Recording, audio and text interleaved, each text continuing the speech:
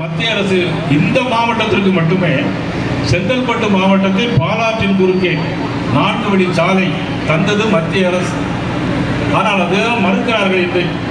அதே மாதிரி 571 கோடி ரூபாய் செலவில் இன்னைக்கு 124 கிலோமீட்டர் நீளம் உள்ளடக்கிய திருப்பதி திருத்தணி சென்னை சாலை இன்றைக்கு மத்திய அரசு கொடுத்திருக்கிறது.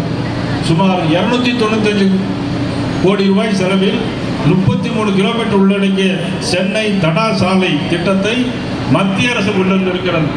மாண்புமிகு நரேந்திர மோடி அவருடைய அரசு கொண்டு வந்திருக்கிறது. 600 கோடி ரூபாய் திட்ட செலவுடன் 30 கிலோமீட்டர் பரப்பளவு கொண்ட சென்னை எண்ணூர் துறைமுக இணைப்பு சாலை, இது போன்ற திட்டங்களை வழங்கியது மத்திய அரசு. அமிர்த பாரத திட்டத்தின் கீழ் செங்கல்பட்டு ரயில் நிலையத்தை புதுப்பிக்க 22 கோடி ரூபாய் செலவில் மத்திய அரசு நிதி ஒதுக்கிறது.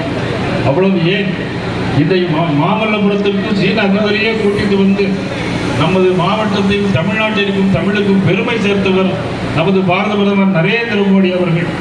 இந்த மாதிரி உங்கள் மாவட்டத்திற்கு பல்வேறு திட்டங்களை வளர்ச்சி அடைவதற்கு இதுபோன்ற அதிமுக தலைவர்களையும் பாரதிய ஜனதா கட்சி தலைவர்களையும் உருவாக்கி சட்டமன்ற உறுப்பினர்களாக அமைச்சர்களாக இதே மாவட்டத்தில் உருவாவதற்கு தேசிய ஜனநாயக கூட்டணிக்கு நீங்கள் எல்லோரும் வாக்களிக்க வேண்டும் என்று கேட்டு நாம் இன்றிலிருந்து சபதமேற்போம்.